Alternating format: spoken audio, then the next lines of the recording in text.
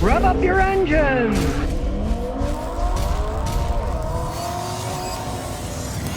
Mustang, the guy's the original owner. He's done a lot of stuff to it. Still the original engine, still the original transmission. Has almost 100,000 miles on it, showing that you can do lots of these things and they can hold up. He spent quite a bit of money because he's really nuts about the car. Now you can see, put a silane supercharger on it. Now, he was smart. He did it when it had maybe 15,000 miles. So the engine was broken in, but not worn out. Let me warn you, don't go and buy a used Mustang with 150,000 miles and throw a supercharger on it unless you're planning on rebuilding the engine. Now, these engines are built quite well. Back in the day, they didn't have the problems that some of the new ones have. This has held up all these years with this without any modifications to the engine. It didn't do piston valves, anything over, and it still runs perfectly fine. Gets a little bit worse gas mileage than it did back in the day, but hey, everything wears somewhat. Now you got a little over 20 driving over here, New York to Rhode Island. It wasn't me driving because I get about 4 when I drive. The last time I drove one, I got 3 miles a gallon.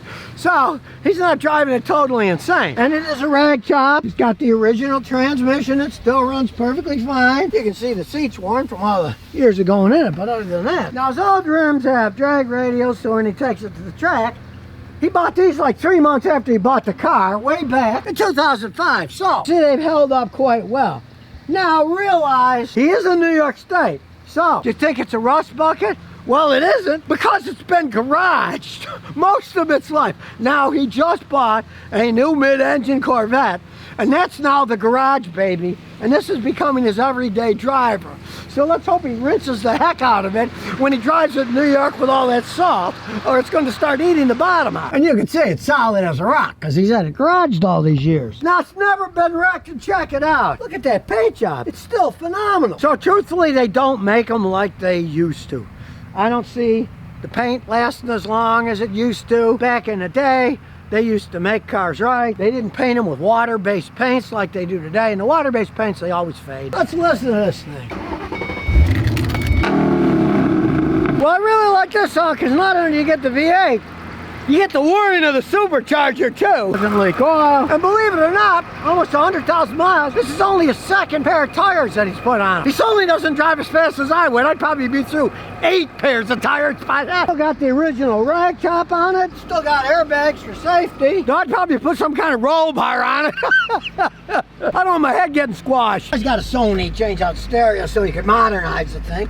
That only makes sense. And it is a Ford Mustang, so you can turn the traction control system off if you want. You can see here he got almost 20, 19.9 miles a gallon driving here. The AC still blows ice cold. Really, it's still a pretty timeless car. Old as it is, what do you got? 18 years old? Looks to me like it just came off the showroom floor. He really babies this thing. Well, he used to. Now it's going to be an everyday driver. So maybe we'll see him in a couple of years, see what happens to it. So let's take it for a spin. Got a nice rag top going here. It sounds good even going slow.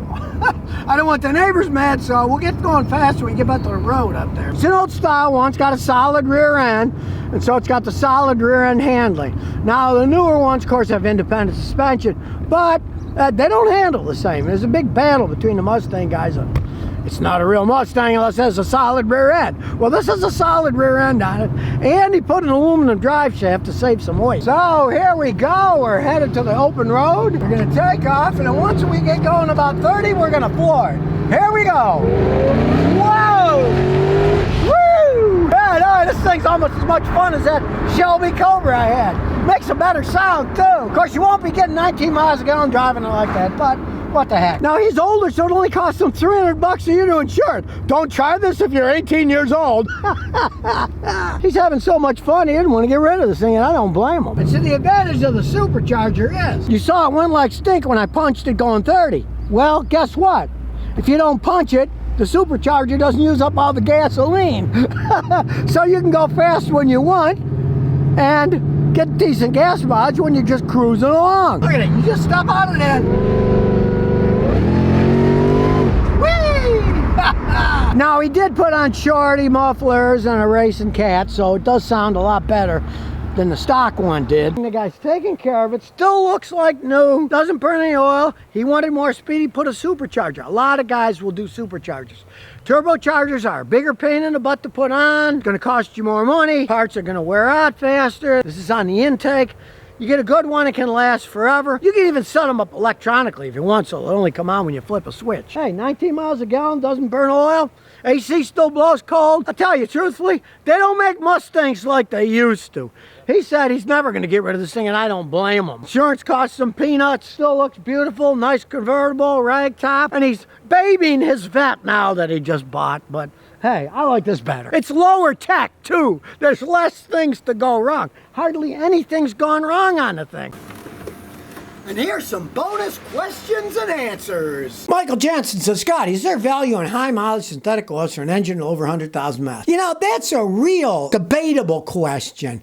These companies, oh, it's a high mileage oil, it's got all these additives. Then you ask, what are the additives? They won't tell you. All my Toyotas are high mileage. I use normal synthetic oil. I like the Castrol, it's good oil. I never have any problems with the Burnham oil or having any problems, so I stick to what's worked, and I'll continue doing so.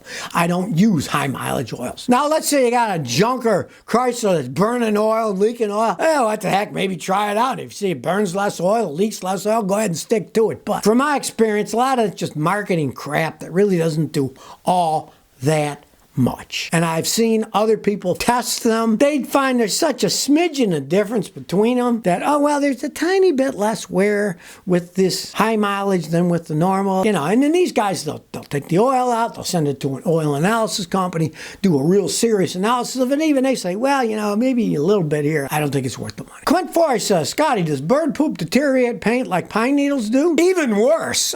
Okay, pine needles and pine, they got resin, right? Goopy resin, you know, it's hard to get off. You want to get it off as fast as you can.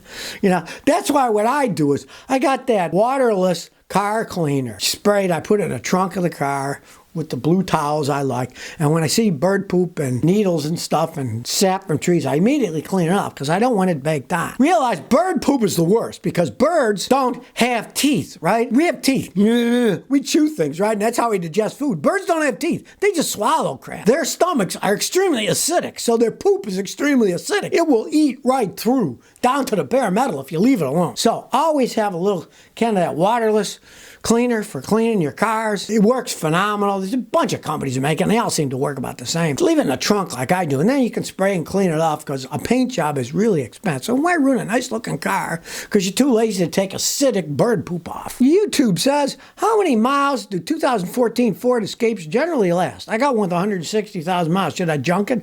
If it's still running, why junk it? You know, I do have to say, you got 140,000 miles. For a lot of people, the lifespan, I had customers with Houston with them, and they generally started the trannies or engine would blow at 150 or 140 or 130 or whatever. Yours hasn't. Now, the thing is, how did you put that mileage on? If it was a lot of highway mileage, you still got a lot of life left on it.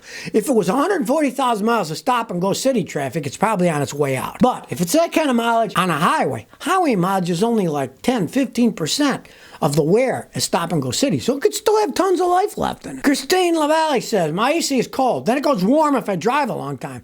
Then if I stop and I reset the truck, it blows cold again. Symptomatic of electrical problem. Now, a simple thing is, try the AC clutch magnetic relay. There's a relay. Could be it gets hot and it shuts off. You turn it off, it resets itself. Simple. Now, it could also be your magnetic clutch on your AC compressor. Your AC compressor could be going out. And if it is going out, you're going to have to replace the compressor. But try the relay first. Pray it's not clutch on the compressor because you really got to replace the whole compressor. I've had people replace just the clutch on the compressor, but then the compressor goes a month or 6 months later. So you really got to replace the whole thing. But pray it's the relay. Relay's a lot cheaper. You just plug in, plug out. Try that first. Gabs and Dad say, Scotty, what do you think of the new 2023 Corolla GR 3-cylinder with 30 pounds of boost? Do you think it's a recipe for disaster? Toyota makes good engines and stuff, right? But I just read about some guys got one, the engine blew up already on them. And Toyota's kind of keeping it secret. What happened? They gave the engine back to Toyota, and they're checking it out, trying to figure out what went wrong. You get a 3-cylinder turbo with 30 pounds of boost. Of course, it's going to wear out faster. The smaller an engine, the more boost you put in it, the faster it's going to wear out. Now, be fun to drive around, but I mean, let's look at Corolla history. What's the history of Toyota Corollas? Nice little 4-cylinder engines that run forever. Why would you want to go to a 3-cylinder one? Well, it doesn't make any sense. But that's a racing thing, you know, the Gazoo racing stuff. And they want to make fast things. They're fine and dandy. But to me, the Corollas for long-term dependable stuff. They want to make a little race car, they did. Hey, people want to buy them driving around, you know they're going to blow them up, because the people that buy a car like that are going to over-rev them anyway. And even if you over-rev a Toyota regular 4-cylinder engine with a turbo, it will eventually blow up because it's going at higher speeds, it's got more pressure in it, and eventually it will go. So if you never want to miss another one of my new car repair videos, remember to ring that bell.